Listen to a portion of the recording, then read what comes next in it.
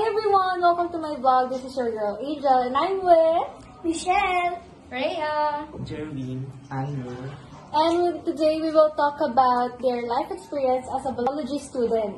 So Michelle, what is your life experience in biology? my first experience in biology is how to dissect frog. So nag-dissect kayo ng frog. Yeah. What a great experience, right? yeah. So ngayon, paano mo nasasabi na it was a great experience of yours? Kasi pag nag-dissect ka is nakaka-enjoy kasi parang pinapag-aralan mo yung, inihiwa mo yung frog, tapos pinapag-aralan mo yung Mga organs, organs. ganon. Okay, so now let's talk about ano naman yung pinaka-hardest so far na nagawa mo na mga activities, ganito, ganyan.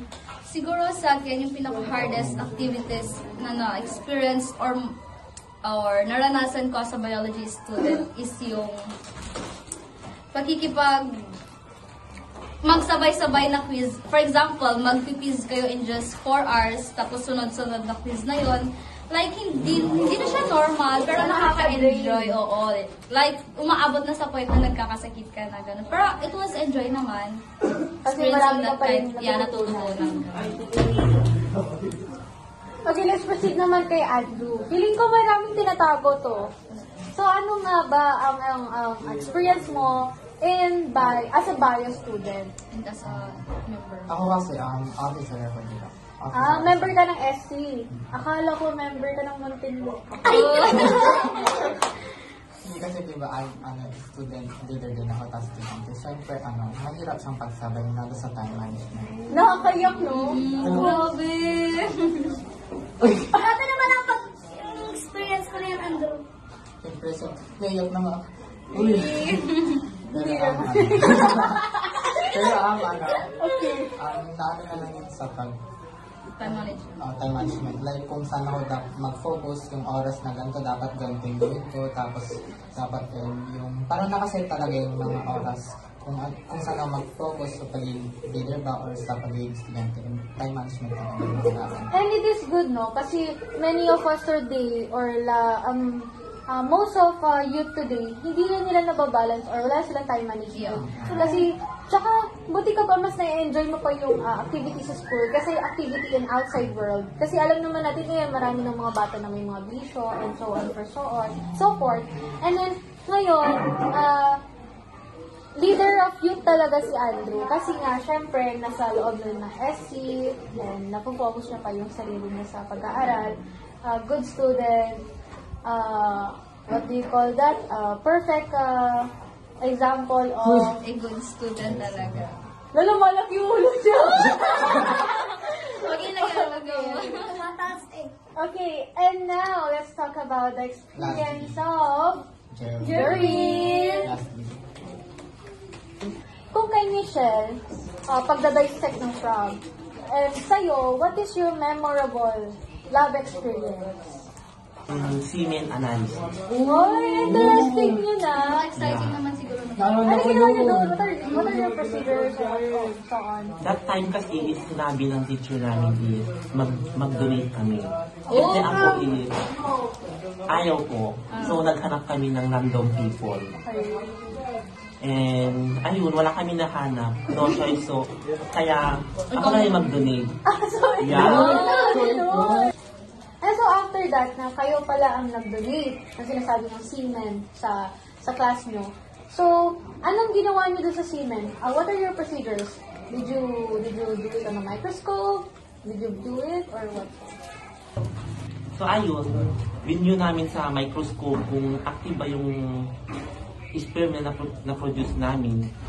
And nakita naman namin doon na gumagalaw. So it was successful, sabi Yeah. Okay, so, ang dami nyo napagdaanan sa bio student first year, di ba? Ang dami nyo napagdaanan. And, ngayon naman, let's talk about your future. How do you view your future as a bio student?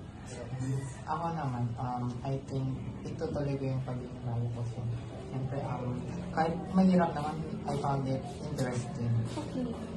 I feel you. Okay, so... Okay, okay.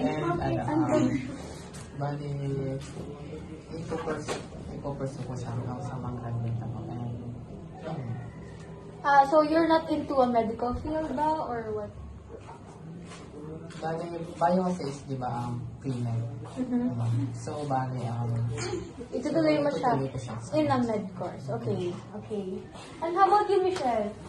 For me, pagkatapos ko ng 4th year is mag-aaral na lang ako ng unit para mag-teacher naman. As a biology. Oh, parang yung isang professor ninyo. Yeah. Okay, ang lawak ng vision, no? Kahit na dati pumasok kang, kasi nakita ko dun sa sa message mo na gusto mong maging mag-doctor dati. Pero nung as time goes by, nasa kalagitnaan na kayo ng pagiging bio student, naging bago na yung vision mo sa future mo. And so it's good kasi naman profession din naman yun, and it's also professional, di ba? So ikaw ate, anong Sa akin siguro, sa future, I see myself as a doctor talaga. Wow. Yeah. For the perfect. Pursue. Let's give a round of applause for Rhea! Yun lang. Doctor lang. Okay. How about you, Jeremy?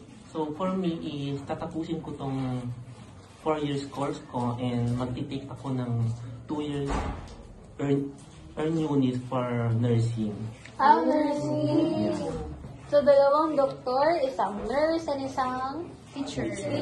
So, all of you are professionals. And anong masasabi niyo sa viewers or anong masasabi niyo sa mga bata ngayon na gustong i-take itong kursong ito? So, could you give me some advice on paano niyo sila ma-persuade or ano pa bang meron sa bio na hindi namin alam? Actually, hindi naman namin, or kami as students, di ba, hindi namin kailangang i-persuade sila. So, kung ano yung gusto nyo talagang i-take pagdating nyo sa college, kasi mahirap talaga, like, sa akin kasi, ayoko talaga ng bio. Like, dapat nursing talaga, pero no choice, di ba? So, kung saan yung course talaga na gusto nyo i-take, dun kayo para hindi kayo mahirapan. Kasi sira ang buhay niya sa bag. True. Uy! Eme lang, Mag-enjoy guys. talaga ang bio. Enjoy naman. Enjoy pero stressful, diba? Pero it's all in the, it's all in mind lang talaga. Oo. Tsaka para rin naman to sa futures. And depende na rin siguro kung paano mo i-manage yung course na kinuha mo talaga. Kung paano mo siya i-handle. Okay, I think that is for today, guys. I hope you enjoyed this video and give this video a thumbs up and subscribe. Thank you, guys! Bye, guys!